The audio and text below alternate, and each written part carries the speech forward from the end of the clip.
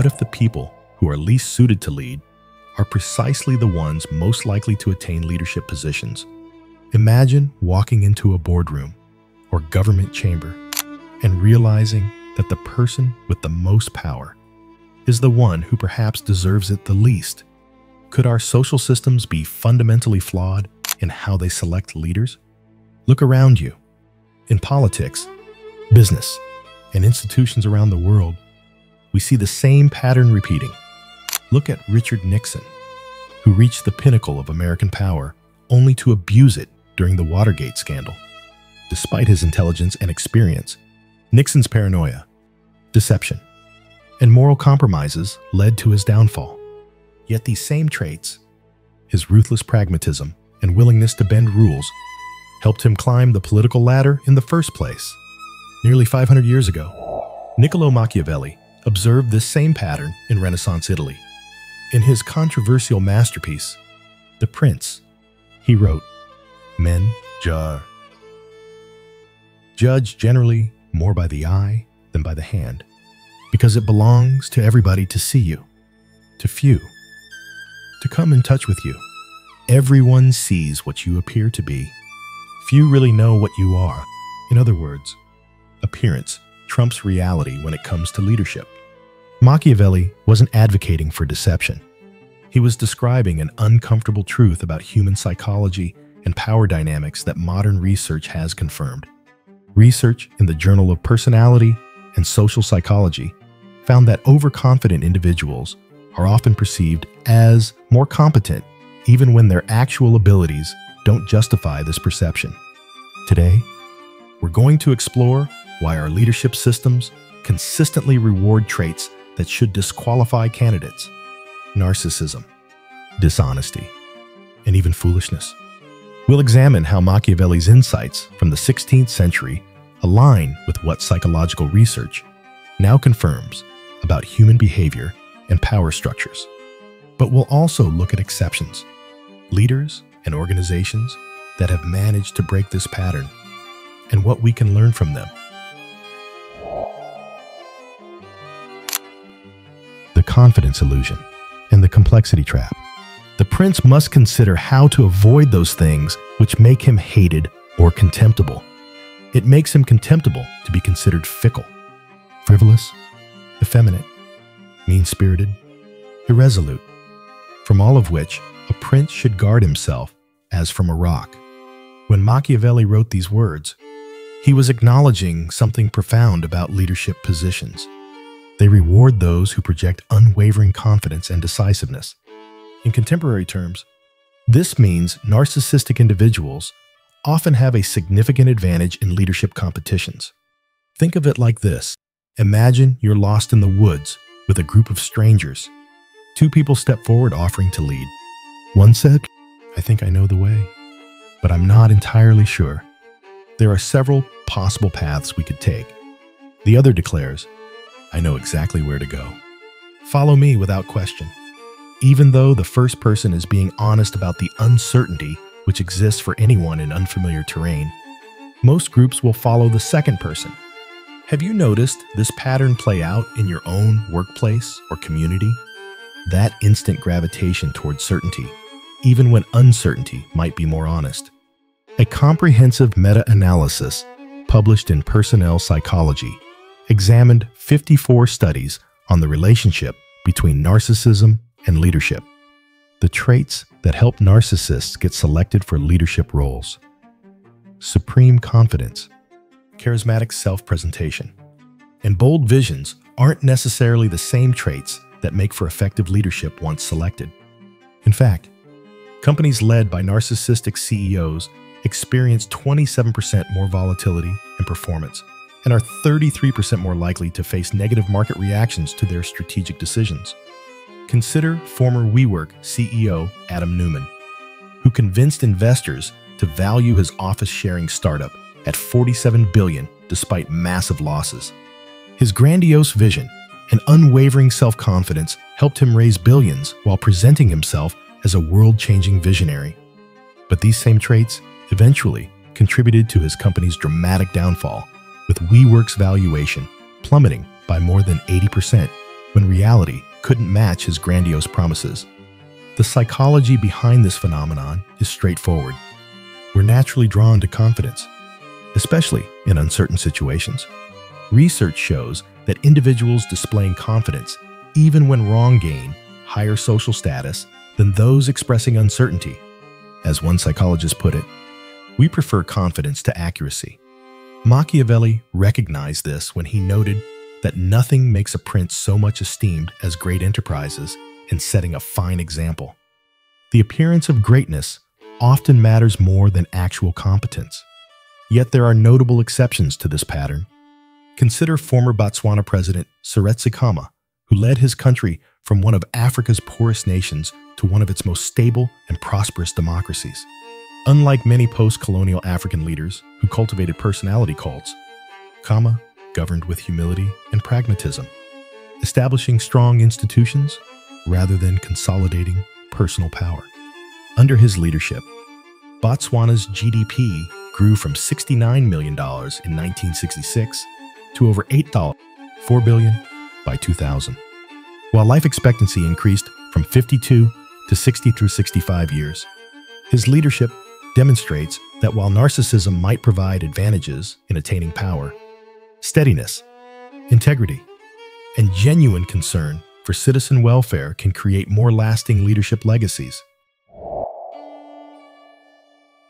When you reflect on leaders who've truly transformed their organizations or communities, have you noticed this distinction between the traits that help someone gain power versus those that help them use it effectively?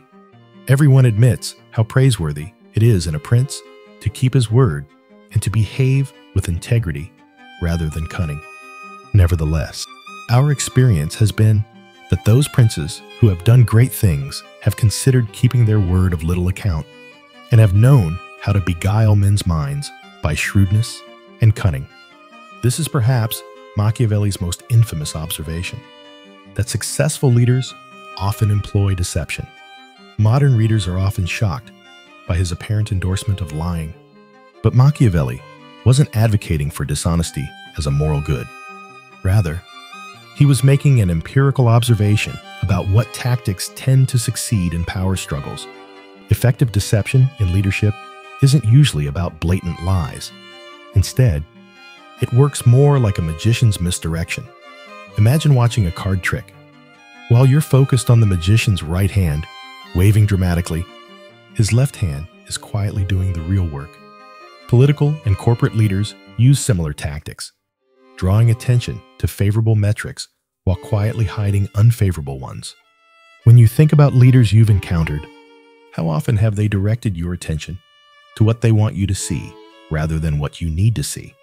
The psychology behind why this works is fascinating. Humans suffer from what behavioral economists call optimism bias.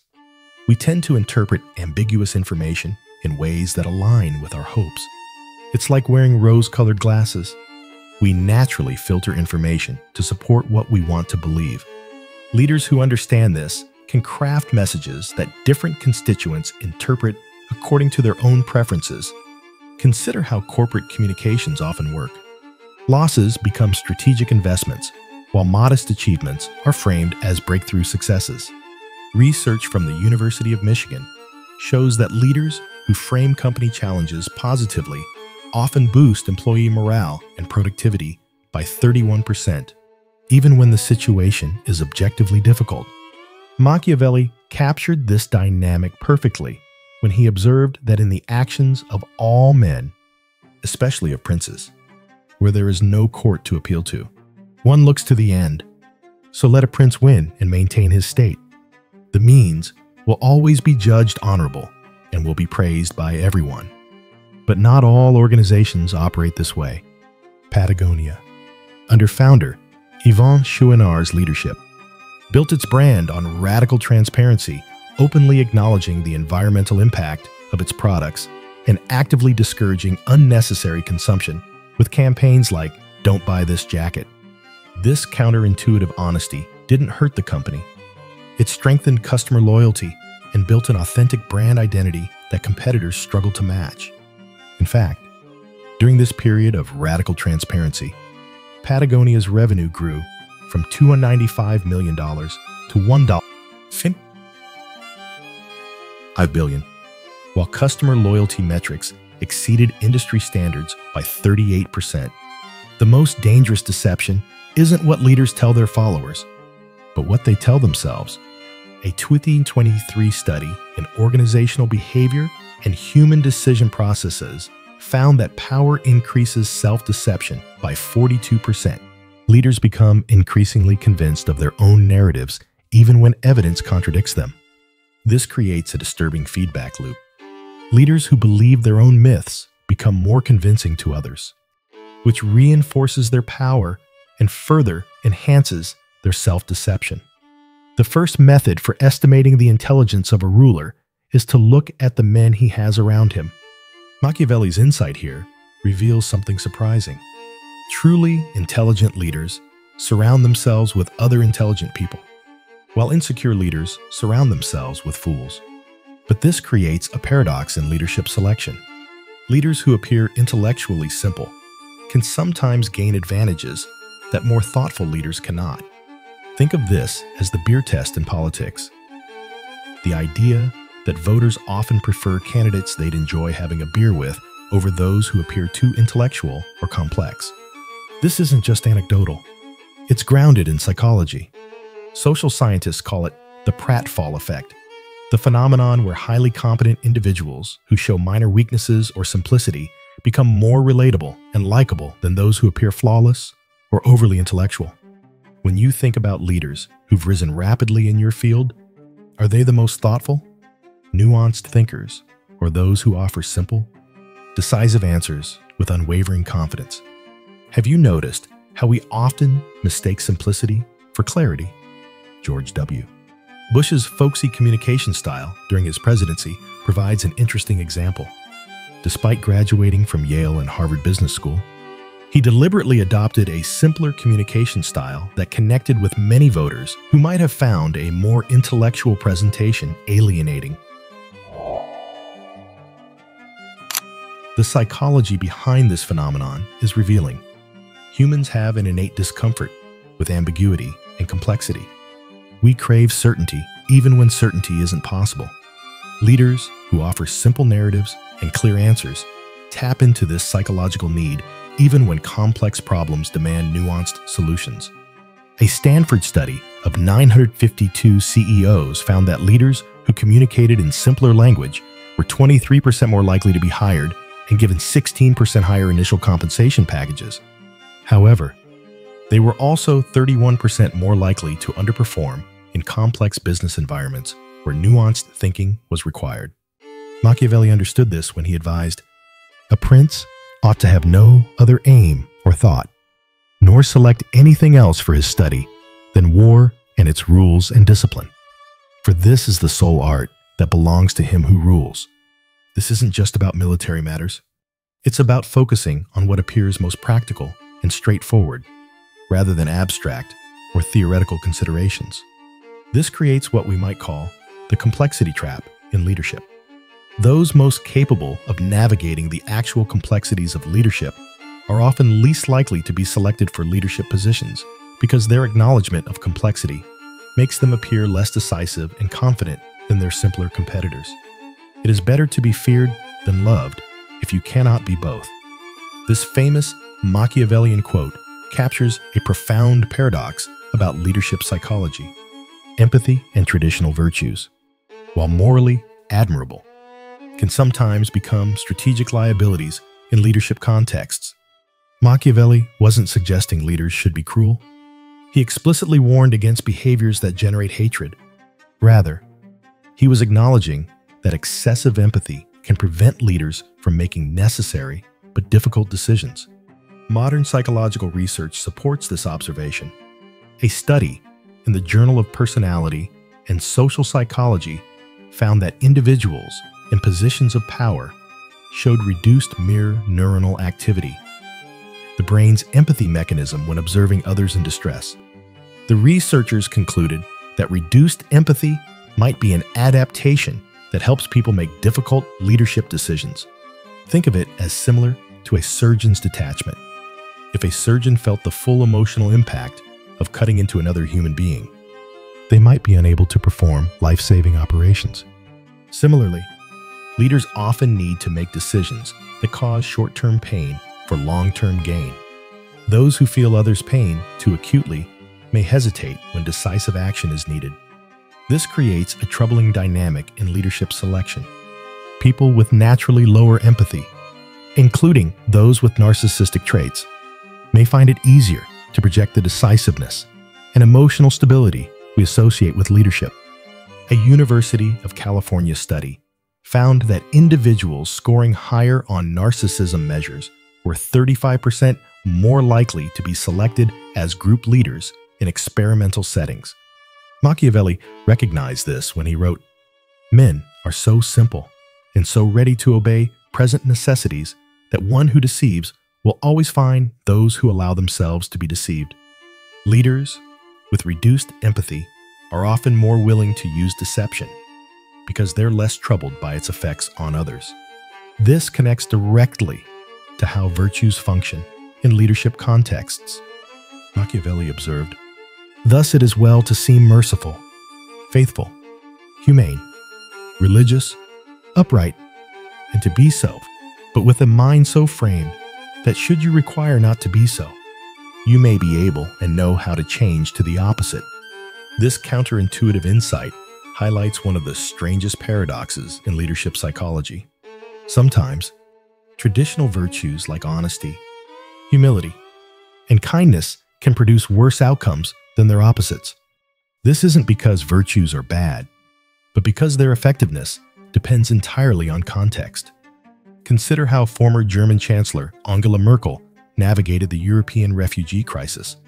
Her decision to accept over 1 million refugees in 2015 required balancing humanitarian empathy with pragmatic concerns about integration and public opinion. Had she been either purely empathetic or entirely pragmatic, the outcome would likely have been worse for all involved. The wisdom lay in knowing when to lead with compassion and when to impose practical limits. But there are alternatives to this cynical view. The servant leadership model, developed by Robert Greenleaf in the 1970s, suggests that leaders who prioritize their followers' needs over their own ambitions often produce better, long-term organizational outcomes. Costco provides a compelling example. Under CEO Jim Sinegal's leadership, Costco paid wages 40% above industry average and provided health care to 85% of employees when competitors covered only 47%. The results speak for themselves. Costco's employee turnover is just 17%, compared to the 44% industry average. And during Sinegal's tenure, Costco stock outperformed Walmart by 300%. The real challenge isn't choosing between virtue and effectiveness, but developing the wisdom to know which virtues serve the greater good in each specific context. As Aristotle, whom Machiavelli had surely read, argued, virtue isn't about following rigid rules, but applying principles appropriately to each unique situation. For there is such a difference between how one lives and how one ought to live, that he who abandons what is done for what ought to be done learns his ruin rather than his preservation. This observation from Machiavelli captures the fundamental problem with leadership selection. The attributes that help someone win a leadership competition are often different from, and sometimes opposed to the attributes that make for effective leadership once selected. Think of it like casting an actor to play a doctor in a movie versus hiring an actual doctor for a hospital. The actor who looks most like our mental image of a doctor, tall, authoritative, with perfect hair and teeth, might win the movie role, but would be useless in an operating room. Similarly, candidates who perform leadership most convincingly often win leadership positions over those who would exercise leadership most effectively. How often have you seen the most qualified person lose out to the most impressive performer? Modern research confirms this pattern. Studies show that individuals with narcissistic traits are more likely to emerge as leaders in group settings. But these same traits often lead to poor leadership outcomes once in position. This creates what researchers call the leadership paradox. The attributes that help someone rise to power can make them poor stewards of that power. The psychology behind this paradox reveals our evolutionary heritage. Studies suggest that humans evolved to be sensitive to signals of dominance and confidence when selecting leaders, particularly in threatening environments. This made sense in ancestral contexts where physical protection was a primary concern, but creates problems in modern organizational settings where collaboration and innovation matter more than dominance. Research from the University of California shows that our leadership selection criteria remain remarkably similar to those used by chimpanzees. We instinctively prefer individuals who display confidence, height, vocal power, and social dominance. These traits have minimal correlation with effective modern leadership capabilities. Machiavelli recognized this fundamental tension when he wrote, "The people are the masses. The nobility are the leadership class who wish to rule over the people. The people have one simple desire, not to be dominated or oppressed by the powerful. The nobility merely want to dominate and oppress the people. This creates a troubling cycle. Our leadership selection systems might be systematically choosing precisely the wrong types of people for leadership roles. Those most eager to lead are often those least suited to do so wisely, while those who would lead most effectively are often reluctant to pursue power." Consider Nelson Mandela, who became South Africa's president not through power seeking, but through moral authority earned during 27 years of imprisonment. His leadership approach, emphasizing reconciliation over retribution, demonstrates how leaders who don't fit the Machiavellian mold can create transformational change. Similarly, Abraham Lincoln was initially dismissed as awkward and unpolished, yet his thoughtful, empathetic leadership style proved uniquely suited to navigate America through its greatest crisis. These exceptions to the pattern suggest that while our default leadership selection systems may favor narcissists and manipulators, alternative approaches are possible. What if the only real defense against corrupt power is understanding it? James Madison, one of America's founding fathers, understood something most people still don't. If men were angels, he wrote, no government would be necessary, but men are not angels. And so, Madison designed a system of checks and balances, not to elevate virtue, but to contain vice, a system built not on trust, but on caution, not on ideals, but on insight into the flaws of human nature. It was, in essence, a Machiavellian solution, brilliant, cynical, and deeply realistic. Modern psychology confirms what Machiavelli intuited. Context often matters more than character. The same leader who succeeds in one environment may fail in another, not because they changed, but because the system rewarded something else. And too often, systems reward the worst of us. Narcissism over humility, charisma over competence, spectacle over substance. So maybe the answer is not to keep searching for flawless leaders, but to build systems strong enough to survive the flawed ones. We've seen how narcissists thrive in the spotlight, how liars climb ladders faster, how simplicity seduces, and how the human mind, yours, mine, everyone's is wired to reward precisely what should alarm us. But there's another path. We can demand evidence over performance. We can protect power with boundaries, term limits, shared leadership, real accountability. We can educate ourselves, train our instincts, and sharpen our perception. We can become the kind of citizens who don't fall for the crown just because it shines. Because the truth is, power will always attract the broken. The question is, will we let them rule? So ask yourself, what leadership qualities do you admire, and are they the ones your society actually rewards? Have you ever trusted someone who rose through charm, only to betray that trust through arrogance or manipulation? More importantly, have you seen systems that resisted that decay? What made them work? If the this provoked thought, disturbed comfort, or sparked recognition, share it. Let it ripple. If you see the world differently now, even just slightly subscribe. Because here at Dark Wisdom, we don't offer comfort. We offer clarity. We are not here to praise the prince.